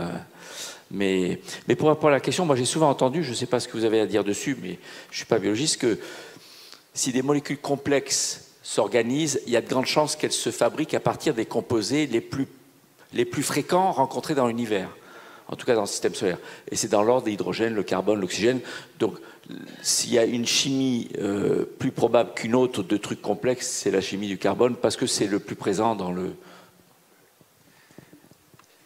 En effet, et on peut rajouter que tout l'hydrogène qui est présent dans l'eau que nous buvons a été créé durant les 3 premières minutes de l'univers, pendant la nucléosynthèse primordiale. Et tout le reste, l'oxygène que nous respirons, l'azote que nous respirons, le carbone qui est en nous, a été synthétisé beaucoup plus tard dans les étoiles qui ont précédé la formation du système solaire. C'est la nucléosynthèse stellaire, dont on a eu une brillante démonstration lors de la détection des ondes gravitationnelles très récemment, où on a vu la synthèse des éléments lourds quasiment en direct, dont l'or qui a été créé donc au cœur des étoiles, si vous suivez l'actualité scientifique. Alors il y a plein d'autres questions, je poursuis sans transition, mais une question donc plutôt peut-être pour Jean-François, donc d'un autre Jean-François à 52 ans. Que répondre à un jeune de 15 ans qui ne croit pas que l'on s'est posé sur la Lune ? Oh, c'est sérieux comme question. Alors les premiers à le savoir et à le faire le savoir, si ça avait été le cas, c'est les Russes. Les Russes ont reconnu qu'ils ont perdu la course. Et je peux vous dire que s'ils avaient trouvé un moyen de démontrer que c'était faux, ils l'auraient fait. Deuxièmement, j'ai eu comme instructeur John Young, 6 vols spatiaux, dont 2 vols vers la Lune, dont un où il a marché sur la Lune, il a même joué au golf sur la Lune. Et vous travaillez au quotidien avec des astronautes qui ont marché sur la Lune. La semaine dernière, j'étais avec Charlie Duke en Suisse. Je ne vois pas comment ces gens et tous les centaines de milliers de personnes derrière eux auraient pu mentir aussi bien, parfaitement pendant 30 ans. Bon, il faut vraiment que le complot soit super bien organisé et que les astronautes eux-mêmes soient washed pour... mais Donc j'ai travaillé avec des astronautes qui ont marché sur la Lune, je peux vous dire, c'est dans leur trip, ça se voit.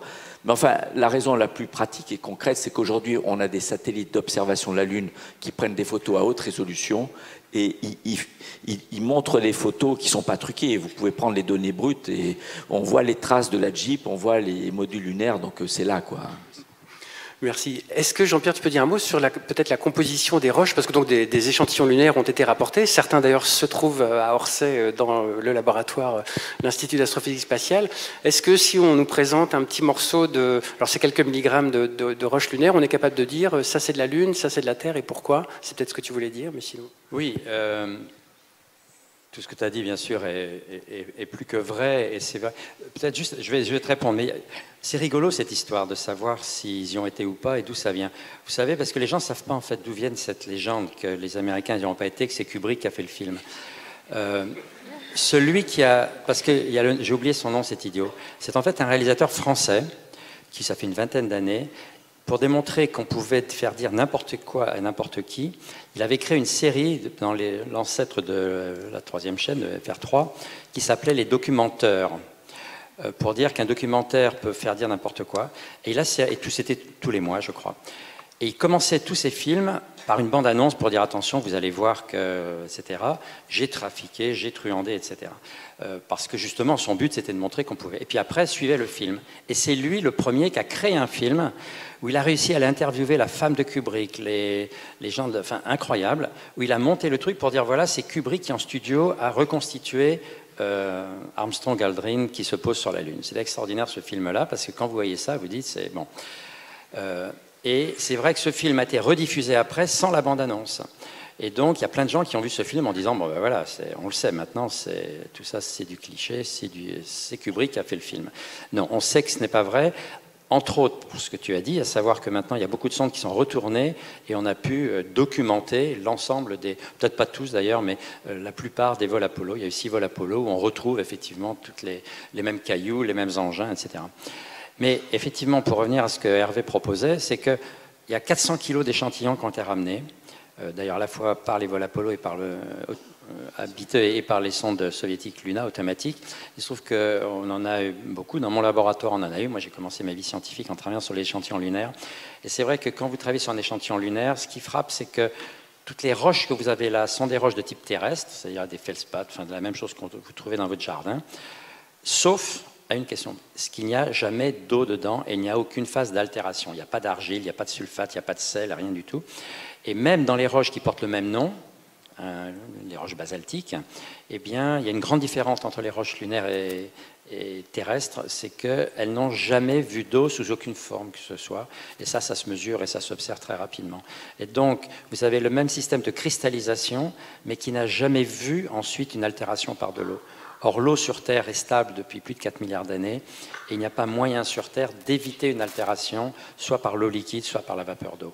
Donc ça, je pense, ça a été aussi une démonstration définitive du fait que les 400 kilos d'échantillons qu'on a viennent vraiment d'ailleurs, de la Lune. Merci. Donc des questions pour Jean-François toujours, donc de Cécile, 9 ans. Quand allons-nous marcher sur Mars? Et de Michael, 41 ans. Combien de temps pour un voyage sur Mars? La meilleure estimation raisonnable, honnête, vers la fin des années 2020, début 2030, des humains se reposeront sur la Lune et tourneront autour de la Lune. Dans les années 30, on connaîtra les premiers voyages habités vers Mars, mais les humains ne se poseront pas, ils tourneront autour et reviendront. Et peut-être dans les années 40, donc c'est pas si loin que ça, hein, c'est dans 20 à 25 ans, eh bien on connaîtra les premiers humains qui se poseront sur Mars. Mais c'est très très dur de se poser sur Mars. Parce que en fait, l'atmosphère est tellement ténue. Vous savez que Mars a une atmosphère, on en a parlé. Mais en fait, c'est la même pression qu'à 30 km d'altitude sur Terre. Donc vous ne pouvez pas utiliser des parachutes, même les plus gros possibles, dès que vous dépassez 100 kg. Et le temps de voyage aujourd'hui, c'est en moyenne 8 mois, parfois un peu moins, parfois un peu plus. Donc un voyage vers Mars, il restait le temps que la position relative des planètes soit bonne, il faut compter au moins 2 ans et demi. L'ordre de grandeur, c'est un voyage de 2 ans et demi. Donc à peu près le même temps que les plus longs hivernages de scientifiques qui restent en Antarctique pendant 2 ans et demi avec parfois que du jour, que de la nuit. Mais là, pour la première fois dans l'histoire de l'humanité, et moi je pense que c'est vraiment un gros pas dans notre expérience d'humain, des humains ne verront plus la Terre. C'est jamais arrivé. Ou juste quelques minutes, ceux qui passaient derrière la Lune, donc ne voyaient plus la Terre pendant 20 minutes, mais ils savaient qu'ils allaient la revoir en retour. Ils ne pourront plus converser avec les spécialistes sur Terre par radio.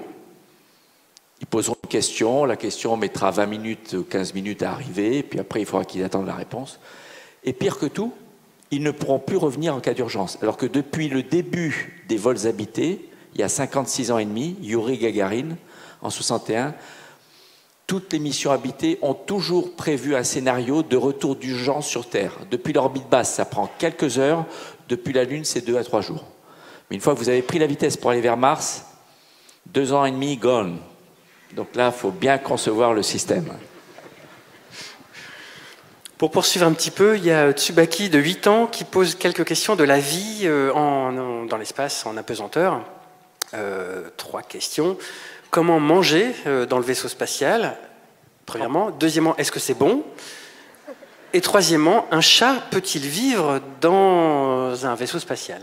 Oui, on a embarqué beaucoup de mammifères, ça s'est bien passé. Et on l'a bichonné plus que les humains eux-mêmes. Dans mon premier vol, on avait des rats femelles enceintes. On les a bien choyées, elles ont mis bas après le vol, tout s'est bien passé, les petits sont bien développés, etc. La première question, manger. On mange de la nourriture à faible résidu pour qu'en fait le poids qu'on monte serve au maximum à l'organisme et qu'on ait le moins de déchets possible. Tous les plats ont de la sauce, tous les plats sont des plats en sauce qui servent de liant. Il n'y a pas de plat avec des particules parce qu'en apesanteur ça partirait partout. Donc je dirais il y a 2/3 de plats qui sont lyophilisés. Comme vous savez, ces nouilles japonaises où vous rajoutez de l'eau et donc il faut rajouter de l'eau pour récupérer le plat normal. Mais c'est impressionnant, hein. Vous voyez par exemple le sachet de cocktail de crevettes à la sauce piquante quand c'est déshydraté, vous y croyez pas, mais vous rajoutez l'eau, vous attendez le moment qu'il faut et c'est croquant comme les bonnes crevettes, ça a le même goût, enfin c'est bien reproduit. Et on a à peu près 1/3 de plats qui sont des plats pré-cuisinés en sauce, comme on trouve dans les supermarchés, il y a juste à chauffer. Mais c'est comme au camping, quoi. Voilà. La deuxième question, c'était quoi? Est-ce que c'est bon? Oui. Au début, c'était pas très bon, mais maintenant, les astronautes ont des choix, ont plusieurs centaines de plats, de boissons, et les astronautes ne se plaignent plus de la répétitivité ou du manque de goût des plats. On est en général plus épicé. Donc on mange, c'est marrant, notre poivrière et notre salière sont liquides, c'est des petites poires souples. On presse et il y a un petit jet de liquide, soit de poivre, soit de sel, toujours en sauce, toujours mouillé, toujours. Et puis même Alain Ducasse est maintenant répertorié comme un des fournisseurs réguliers de plats pour la station. Et quand on a un Français, ponctuellement, il y a d'autres chefs qui se mettent dans le coup. Donc Thierry Marx a fait des plats super bons pour Thomas Pesquet, pour le Noël, pour le Nouvel An, pour l'anniversaire. Et donc parfois, moi j'ai mangé dans l'espace du cassoulet, du petit salé aux lentilles, de la saucisse grillée de Toulouse aux lentilles vertes du Puy, du confit canard à la sauce bordelaise au cèpe, du foie gras sur tortilla mexicaine, c'est le seul pain qui fait pas de miettes. Mais voilà, on se plaint pas. Ça vaut le coup quand même d'y aller. C'est pas la nourriture qui nous arrêtera. Donc un 3 étoiles à 400 km quelques d'altitude. Comment se passe si Élise et Florian avaient d'autres questions, mais ça va, j'en ai en catalogue. Une des grandes questions aussi qu'on a dans l'espace, c'est comment gérer l'apesanteur. D'ailleurs, quelle est la différence, s'il y en a une? Quand on arrive, on entend le mal de l'espace, on entend qu'on est perturbé. Comment vous vous entraînez? Et puis, les premières sensations, comment pouvoir les retranscrire pour nous? La sensation d'apesanteur est très difficile à décrire. Chacun a sa façon de le faire. Moi, je décris, je suis debout, je sens que je pèse quelque chose par la pression de mes pieds sur le sol. Et si j'ai un gros sac à dos très lourd, ça presse plus fort. Et en apesanteur, c'est comme si on avait un robinet sur le côté et hop, le poids s'échappe et on perd la sensation de poids. On ne pèse plus rien. Et si on n'a rien qui nous rappelle qu'on a un corps, s'il n'y a rien qui gratte quelque part, on regarde par le hublot en flottant et on oublie même qu'on a un corps. Voilà, on a une conscience flottante. Et c'est génial parce qu'on peut utiliser le plafond, les parois, on peut transporter des charges de 200 kg en les tenant entre le pouce et l'index. On ne peut pas les accélérer rapidement, elles ont toujours leur inertie, mais l'apesanteur, c'est très ludique, c'est très pratique. On est frustré quand on l'a plus au retour parce qu'on aimerait bien utiliser les murs, les plafonds comme dans la navette. Moi, je dormais tout le temps au plafond. J'ai même un collègue qui a ouvert sa canette de coca allongée sur son lit en pensant qu'il pouvait l'ouvrir dans n'importe quelle orientation. Il s'est pris tout le coca sur la figure. Mais c'est la sensation de voler librement, sans effort et de se mettre dans n'importe quelle orientation. Alors, comment on s'entraîne ? Tous les astronautes, au début de leur carrière, font 1 ou 2 vols paraboliques, comme vous avez vu dans l'avion, pour voir ce que c'est. Mais c'est tout, c'est comme la centrifugeuse, on fait un tour, ça suffit. Alors, comme j'ai lancé ce programme il y a 30 ans, moi j'avais plus de 2000 paraboles à mon actif, j'avais l'équivalent de plusieurs orbites, déjà quelques orbites d'apesanteur avant d'aller dans l'espace, donc je me suis senti tout de suite à l'aise. Mais c'est très bizarre, je ne peux pas décrire. En fait, si vous sautez pieds joints, le temps où vos pieds ont décollé du sol, vous êtes dans le même état d'apesanteur que les astronautes dans l'espace. Vous êtes en chute libre, le temps de la montée, de la redescendre jusqu'à ce que le sol vous arrête. Voilà. Mais quand ça dure, c'est le bonheur, quoi. Sauf pour un astronaute sur 4 qui vomit au début, mais ça passe très vite.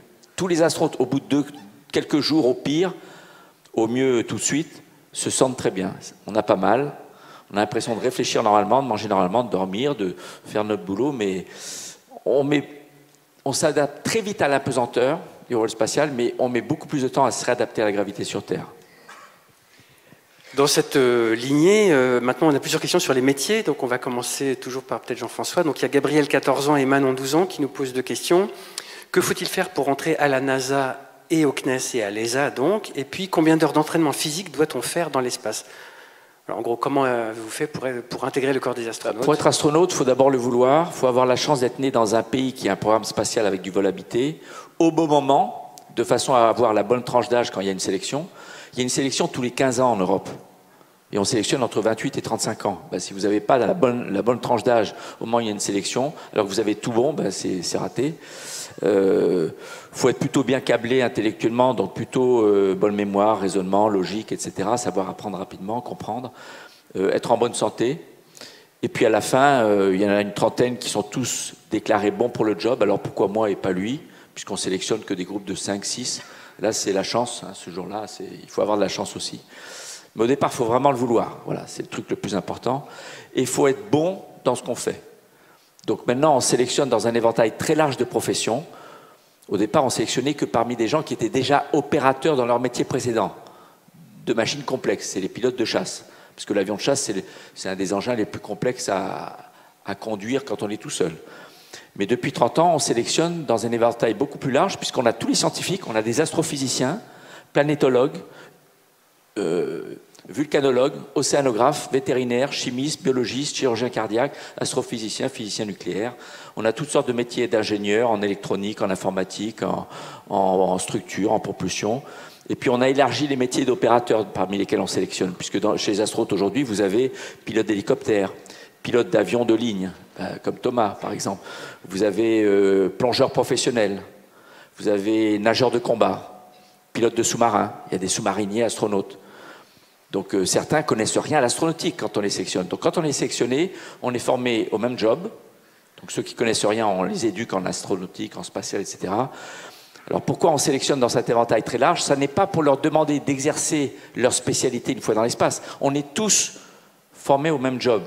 C'est juste pour diversifier la loi que nous enseigne la nature. Si vous donnez un problème à un équipage qui est formé que de pilotes de chasse, ils vont tous raisonner de la même façon.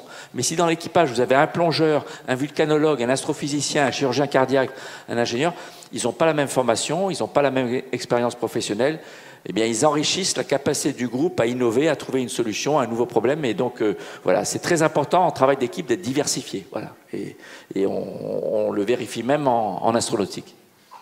Merci. Question pour Emeline, peut-être, sur les métiers. Donc, Clara, 10 ans, et Shaili, 9 ans. 2 questions. Enfant, connaissiez-vous l'astrophysique? Qu'est-ce qui vous a le plus marqué dans votre métier? Et pourquoi est devenu astrophysicien ou astrophysicienne? Choisis. Alors, ouais, je vais prendre la question, ce sera plus simple.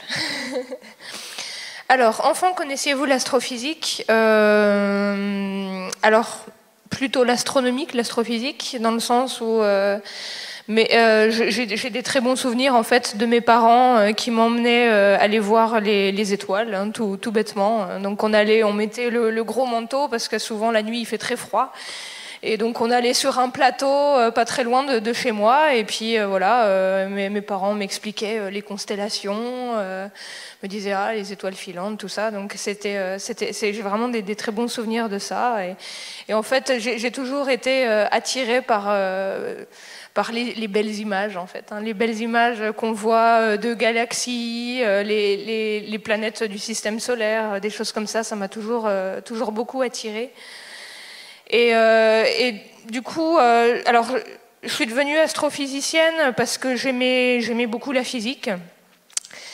Et en fait, je me suis rendu compte que l'astrophysique, c'était pas seulement des jolies images, c'était aussi beaucoup plus. Et en fait, j'ai souvent fait des stages, un peu comme on fait des stages en entreprise au collège. J'ai fait des stages dans des laboratoires d'astrophysique et ça m'a énormément plu. Et donc j'ai voulu me lancer là-dedans, et donc c'est comme ça que je suis arrivée là aujourd'hui devant vous.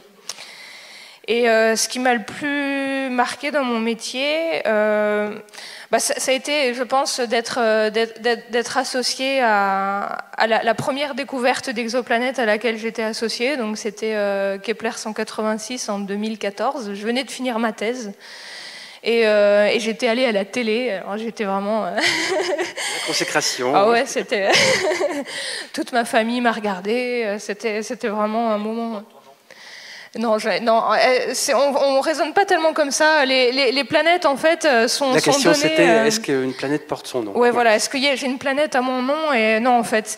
Je sais que pour certains corps du système solaire, effectivement, il y a certains corps qui peuvent avoir le nom du découvreur. Mais en fait, pour les exoplanètes, c'est beaucoup moins simple. Enfin, en fait, non. Si vous voulez, on en découvre énormément des exoplanètes, donc si on donnait le nom des découvreurs à chaque fois, il faudrait une mémoire de fou pour savoir de quoi on parle. Et donc en fait, on a un système très simple, c'est que souvent, on donne le nom d'une planète en donnant le nom de l'instrument qui a servi à sa découverte. Donc par exemple, pour Kepler 186, c'était le satellite spatial Kepler qui l'a découverte. 186, c'est parce que c'est le 186e système planétaire à avoir été découvert, avoir été confirmé avec ce satellite. Et F, alors parce que A c'est l'étoile, B c'est la première planète, ensuite quand vous vous éloignez ça fait C, D, E et F. Donc F c'était la 5e planète du système Kepler 186. Donc c'est moins... C'est moins glamour, mais ça marche très bien. Une question qui n'était pas là, mais que j'ai envie de poser. Si, oui. Question suivante. Il nous reste un quart d'heure, c'est pour ça que. Comment vous expliqueriez à quelqu'un qui a 10 ans, comment on découvre une exoplanète? En 2 mots, comment on fait? On n'est pas avec des télescopes ou avec des jumelles comme ça. Comment on s'y prend? Alors effectivement, c'est vraiment pas simple en fait de découvrir des exoplanètes, parce qu'imaginez-vous, vous êtes la nuit, vous regardez les étoiles, tout ce qu'on a à notre disposition, c'est un point lumineux. Et en fait, de ce point lumineux, on peut extraire une quantité d'informations assez impressionnante. Et donc, par exemple, une des méthodes de détection des exoplanètes, c'est de voir la baisse de luminosité d'une étoile. Donc, quand une planète passe devant. Donc, par exemple, quand vous avez la Lune qui passe devant le Soleil, dans des éclipses, vous avez une baisse de la luminosité effective du Soleil. Donc, pendant un moment, le Soleil est moins lumineux et même il s'éteint totalement pour les éclipses totales. Et en fait, c'est le même principe pour les exoplanètes. Quand vous avez une planète qui passe devant l'étoile, finalement, vous allez recevoir moins de lumière qui vient de cette étoile. Et cette baisse de lumière va nous donner, par exemple, des informations sur la taille de la planète. Et comme la planète va faire le tour de son étoile de façon périodique, cette baisse de luminosité va revenir de façon périodique et ça va vous donner donc la distance entre l'étoile et sa planète. Donc c'est vraiment des techniques plutôt indirectes. On peut quand même prendre en photo des exoplanètes, mais alors il faut vraiment des télescopes très comme celui que je vous avais montré à la fin de ma présentation. Il faut vraiment des gros télescopes. Et il y a certains systèmes d'exoplanètes où vous voyez l'étoile et vous voyez aussi une petite planète à côté. Mais en général, c'est des grosses planètes. C'est pas la majorité des découvertes n'ont pas été faites en prenant des photos comme ça. Il faut qu'on ait la chance que le plan... Oui, il faut qu'il y ait une certaine géométrie. Il faut qu'on ait la chance que la Terre soit dans le plan, parce que les planètes, elles peuvent... oui, exactement. La Terre. Donc, ça se trouve, il y a plein de systèmes planétaires plus proches qui sont... Voilà, c'est vrai. Et en fait, par exemple, la mission Kepler détectait les planètes de cette façon. Et donc, après, c'est tout un travail, en fait, d'essayer de prendre en compte ces aspects géométriques pour essayer de remonter à des chiffres comme le nombre de planètes par étoile, des choses comme ça. Mais c'est vrai que par cette méthode, on en loupe beaucoup, forcément. Et en fait, la découverte des exoplanètes, en fait, il y a plusieurs méthodes qui permettent de les découvrir. Et là, je vous en ai cité une et deux avec les photos, on va dire. Il y a d'autres techniques qui sont peut-être un petit peu plus difficiles à évoquer en quelques secondes. Il y a d'autres questions, il y en a même une à laquelle je pourrais répondre, mais les participants peuvent bien sûr y répondre. Titouan, 14 ans, y a-t-il une limite à l'univers ? Alors, répondez si vous voulez, mais je peux donner quelques éléments de réponse, faisant un tout petit peu de cosmologie dans la vie. On pense que l'univers est essentiellement infini, mais c'est pas vraiment gênant, parce qu'en fait, on a une limite observable, hein, qui est ce qu'on appelle l'horizon cosmologique. C'est-à-dire qu'il y a une limite qui ne nous permet pas d'aller au-delà, qui est la limite lumineuse de l'origine de l'univers. Et donc cette limite, on la mesure très très bien, on la mesure avec des satellites comme Planck, ça s'appelle le rayonnement fossile ou le rayonnement cosmologique. Et jusqu'à preuve du contraire, ces observations nous montrent que l'univers est très homogène, et très homogène, c'est-à-dire le même à peu près partout à très grande échelle. Et donc, ça n'est pas gênant de penser que l'univers est infini, même si on ne le sait pas vraiment trop. Avez-vous des choses à évoquer ? Je sens que Jean-Pierre, je vois les yeux brillants de Jean-Pierre qui veut débattre, mais il ne nous reste que 10 minutes, donc on fera ça peut-être juste après. Vous avez vu aussi que les scientifiques ne sont essentiellement jamais d'accord entre eux. D'ailleurs, j'ai admiré la mauvaise foi de Jean-Pierre qui reportait sur les biologistes tout à l'heure. Vous mettez 2 biologistes, vous avez 3 réponses. Là, vous avez 4 scientifiques et vous pouvez avoir encore plus de réponses. Donc voilà, le débat fait partie de la méthode scientifique et de la promotion des idées. Guillaume, 35 ans, pose des questions. Les radiations peuvent être, elles, un problème majeur pour l'exploration humaine, spatiale, j'imagine, vers Mars, j'imagine. Donc les radiations, peut-être, si mentionné extrasolaires, donc peut-être les rayons cosmiques ou les rayonnements solaires, je ne sais pas, est-ce que les rayonnements, Jean-François, ionisants ou que sais-je, ou peuvent être une limitation à l'exploration humaine ? Oui, les radiations, donc c'est les rayonnements... qui existent partout dans l'univers, dont nous sommes protégés sur Terre par le champ magnétique terrestre, qui dévie la plupart des particules nocives.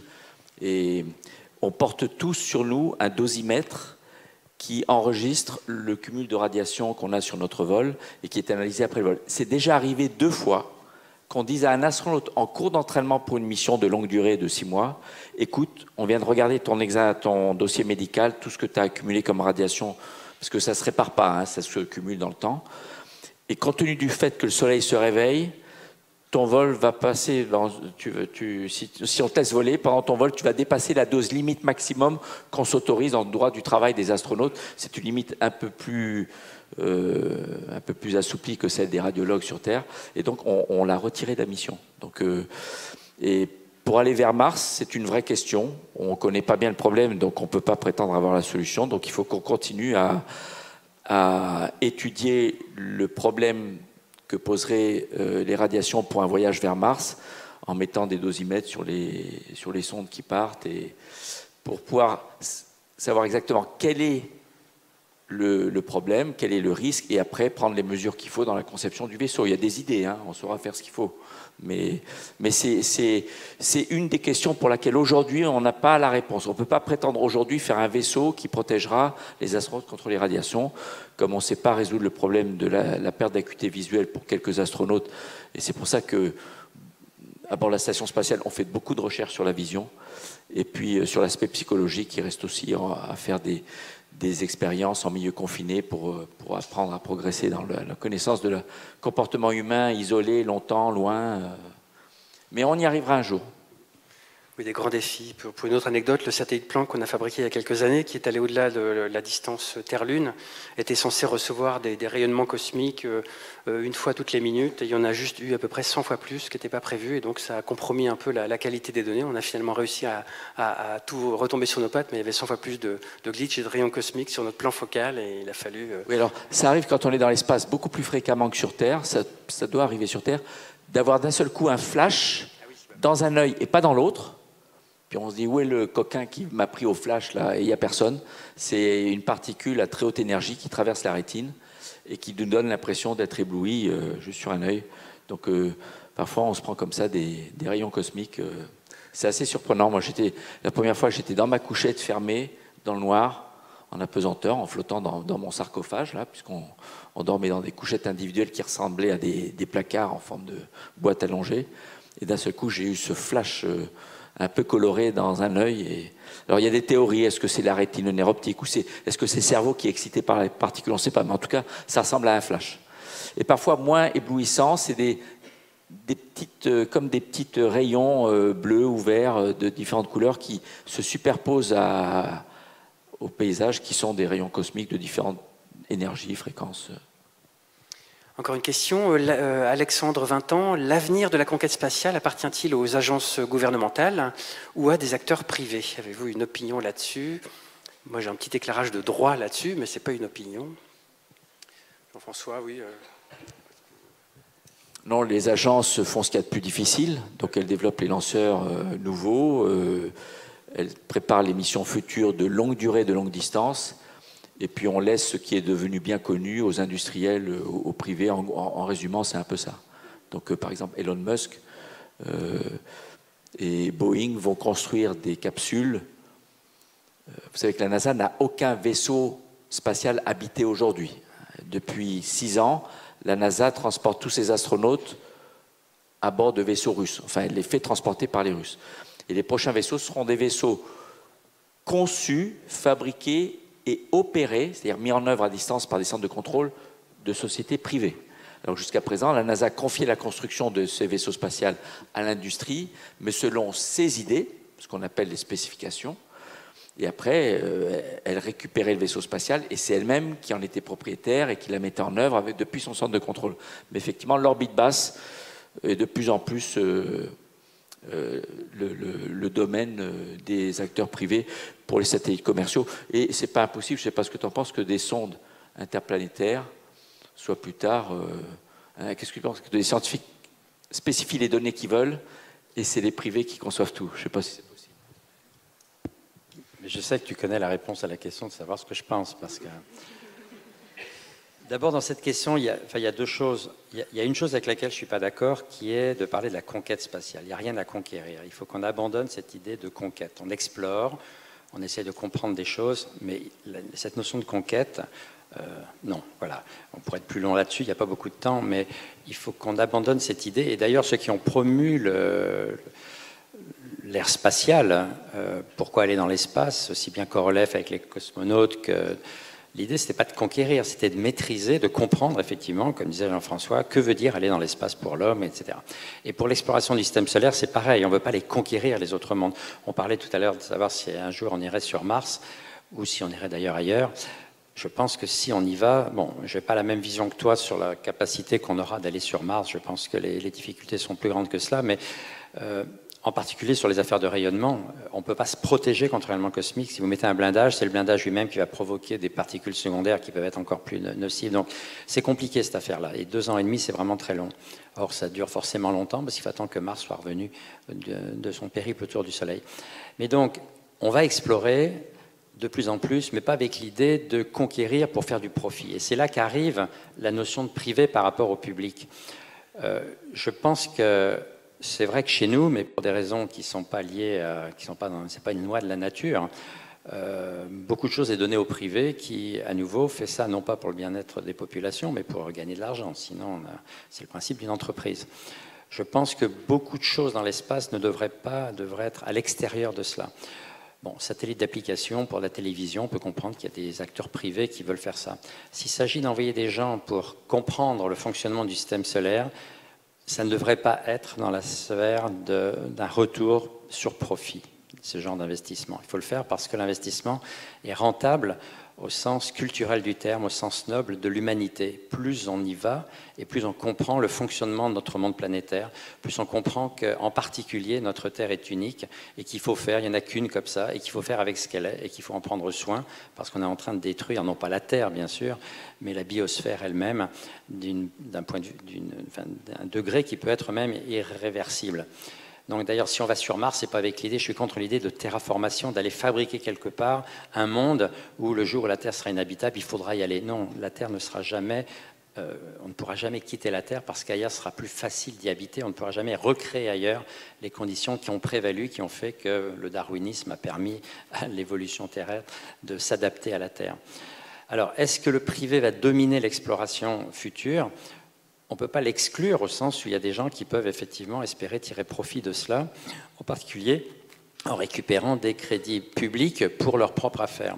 Mais il y a beaucoup de pays, des pays dits émergents, qui font du spatial actuellement sur une base parfaitement publique. J'étais en Chine il y a quelques semaines encore pour voir comment et pourquoi ces gens-là sont intéressés par l'exploration planétaire. Et il n'y a pas de notion de profit derrière tout cela. Donc ce n'est pas parce qu'aux États-Unis actuellement, pour des raisons qui sont liées à la manière dont la structure économique de ce pays est faite, la NASA essaye de passer au privé un certain nombre de vecteurs de cette exploration, en particulier l'accès à l'espace, que ça va nécessairement se populariser de cette manière-là. Et personnellement, je ne le souhaite pas. Je pense que les risques que ferait courir une domination trop forte du monde de l'entreprise privée sur ce genre de choses vont faire qu'on peut avoir, parce que c'est quand même, tu ne l'as pas dit, mais je pense que tu le penses, c'est un métier quand même très risqué. C'est extrêmement compliqué de résoudre tous les problèmes qui supposent d'aller dans l'espace, pour l'homme ou pas pour l'homme d'ailleurs. Il y a beaucoup d'accidents, il y a énormément d'échecs, en particulier quand vous allez sur Mars. Pour l'instant, il y a une mission sur 2 qui a failli quand même, où on n'a pas réussi à se poser à la surface de Mars. C'est très compliqué. Et donc, quand on y mettra en plus des gens, et il y a quand même eu des gros accidents, tu as parlé d'équipage, il y avait quand même 2 navettes, je pense qu'il faudra tout faire pour que les systèmes de contrôle soient tels que ce qui prévaudra, ça sera la fiabilité et non pas la rentabilité. Voilà. Puis un dernier mot sur ce thème, le traité de l'espace, je crois, de 1967, implique la responsabilité des États qui envoient des aéronefs, enfin, c'est même pas des aéronefs, qu'on appelle ça, des objets dans l'espace. Donc même s'il y a une structure privée, il y a toujours un État qui est garant derrière, donc il doit avoir un droit de regard. Et l'Université Paris-Sud, qui sévit sur ce territoire, il y a un centre spécial de droit de l'espace qui est très connu et qui traite de ces objets-là et de cette conception. Je ne sais pas s'il y a des dernières questions, parce que le temps tourne. Oui, bien sûr. Juste un mot sur le mot conquête. Je vais rester après pour dédicacer un livre très très sympa d'ailleurs, et je ne touche rien puisque les droits vont à une association de protection de l'océan, qui s'appelle Histoire de la conquête spatiale. J'étais contre le titre, mais c'est l'éditeur qui décide. C'est l'histoire des vols habités depuis Gagarine. Sous forme d'almanach, toutes les 2 pages, c'est un événement différent et des photos. Mais l'éditeur voulait le mot de conquête, alors comme toi, je trouve que ce n'est pas le mot approprié.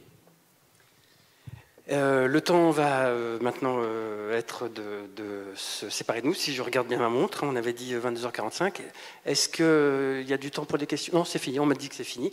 Peut-être un petit dernier mot pour la fin de chacun d'entre vous. Qu'est-ce que vous auriez envie de partager avec le public, que ce soit pour l'avenir pour eux, si c'est des jeunes, pour l'avenir de la science, l'avenir du vol spatial, des découvertes, un petit mot? Juste regardez le ciel. Et dites-vous qu'il y a des choses extraordinaires à découvrir et que les années et décennies à venir vont être extraordinaires. On va apprendre de plus en plus de choses et toutes les formes de science ont quelque chose à apporter à l'exploration spatiale. Que vous soyez chimiste, que vous soyez même vulcanologue, océanographe, je disais, vétérinaire, médecin, vous avez quelque chose à apporter dans le domaine spatial et il faut juste trouver votre voie et votre passion. Mais regardez le ciel, hein, regardez pas vos pieds, regardez le ciel. Oui, moi je dirais, essayez de rester toujours curieux, essayez de garder l'esprit critique et intéressez-vous à tout, quoi. Et c'est vrai ce que tu dis, que là, les années prochaines nous promettent énormément de belles choses, parce qu'on a, dans mon domaine, par exemple, je sais qu'on a énormément d'instruments qui vont partir dans les années à venir, qui vont nous apprendre énormément de choses sur ce qu'il y a autour de nous. Donc c'est vrai que il faut rester curieux. Voilà.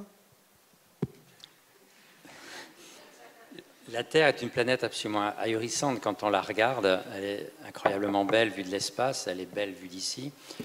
Il y a des défis incroyables que l'homme s'est posés à lui-même en tant qu'espèce pour ce siècle. Je suis absolument convaincu qu'il faut avoir à la fois la lucidité pour voir ce qu'il faut régler. Donc il ne faut pas dire non, il n'y a pas de problème. L'homme est responsable d'énormément des défis qui devront être réglés, mais je pense qu'en même temps qu'on a cette lucidité, il faut avoir la conviction qu'il y a réellement des solutions. Et que ce qui est merveilleux pour la jeunesse ici, c'est que le champ est très grand des possibles et que je suis absolument convaincu qu'une fois passé les étapes, qu'en particulier la recherche de la maîtrise des moyens de production d'énergie, qui est vraiment la grande difficulté que l'on a actuellement à résoudre pour 10 milliards d'individus, une fois que ça sera passé, il y aura pour le cerveau humain une capacité d'évolution absolument remarquable. Donc c'est merveilleux d'être jeune maintenant, j'enrage de ne pas l'être, mais c'est une autre affaire.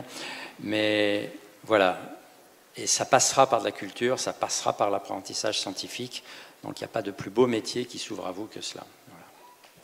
Merci à vous trois, merci à vous tous.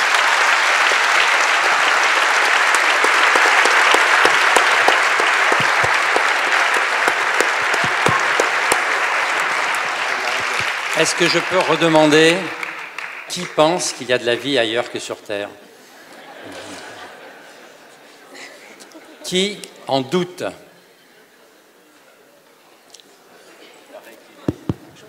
Un petit progrès. On se reverra.